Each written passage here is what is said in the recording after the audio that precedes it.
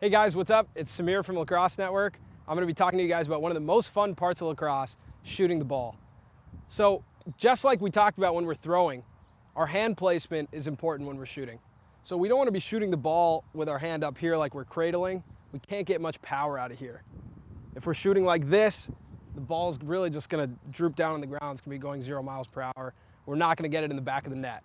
So when we're shooting, to get the most leverage out of the stick, we want our hands low. And we don't want them too low because if they're down here, we have no control. All right, so think about when you're passing, the same thing we told you guys about where to keep the top hand to make sure that the butt end is in the middle of your elbow. All right, so now you can drop it just a little bit lower. That's what I like to do. All right, but it's a lot about your preference. If you like to shoot with your hand a little bit higher, that's fine. I like to shoot with it a little bit lower. So if you guys watch college lacrosse, you guys watch MCLA, anything, you're gonna see guys shooting from all different angles. Sidearm, underhand, behind the back, you're gonna see all that. But I guarantee you that all those guys learned how to shoot by shooting overhand. It's the best way to learn the mechanics of shooting.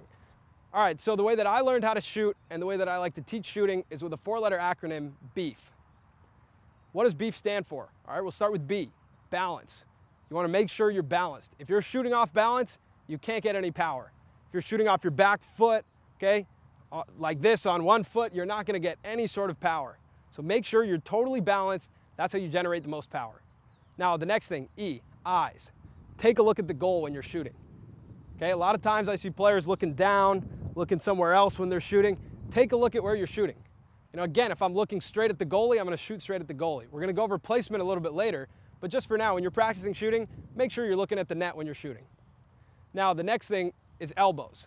Something that I did when I first started playing is I used to have something called T-Rex arms. When you have T-Rex arms, your hands are in tight like this and you look like a T-Rex.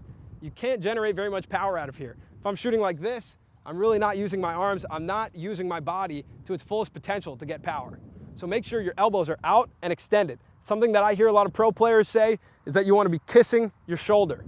Okay, if you're kissing your shoulder, now you know your arms are extended. Okay, now the next thing is your footwork. Footwork is really important, just like we talked about how a pitcher throws a baseball or a tennis player, anything like that, football player, something that they always do is they plant that foot and they open up their hips. Okay, that brings the torque. If you get that torque, you're gonna be unleashing a lot of power. So, one thing I like to do is step my back foot behind my front foot, bring this front foot up, and right as I plant, I point it at the cage where I wanna shoot, and that releases my hips and lets my body torque right at the cage. All right, so I'm gonna show you a couple examples using this BEEF formula. So I'm balanced, okay? I got my eyes on the cage, my elbows are far and away, and I'm gonna get my footwork in, lift up, and shoot right at the cage. So right now, I'm not very concerned with placement. I just wanna know that I'm shooting and I'm following through, okay? And I'm using this acronym BEEF. So I got my balance, my eyes are on the cage, my elbows are out, my footwork is in, and I'm shooting right at the cage. The last thing we're gonna talk about is the follow through. When you follow through, the important thing is to act as if you're gonna elbow someone behind you with your bottom elbow.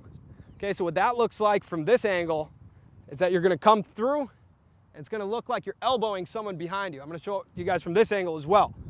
So you're shooting, you come through, and it looks like I'm elbowing the guy behind me right up here in the chin. Imagine that when you're shooting. That's gonna give you the best follow through. So we're gonna finish out with these 3 balls with everything put together. So I'm balanced, my eyes are on the cage, I got my elbows out, got my footwork dialed, and I'm following through. Okay, one more with a better follow through. Okay, and that one's gonna go straight into that corner. Go, last one. We're gonna make sure we're doing everything we got. Balance, eyes, elbows, footwork, follow through. So now we're going to take a look at some game tape from the LXM Pro Tour. We're going to see Sean Lindsay release a textbook overhand shot. See, Sean catches the ball up in the air. He's a little off balance, but right here we can see that he gets himself balanced and his eyes are on the cage. His eyes don't leave the cage the whole time.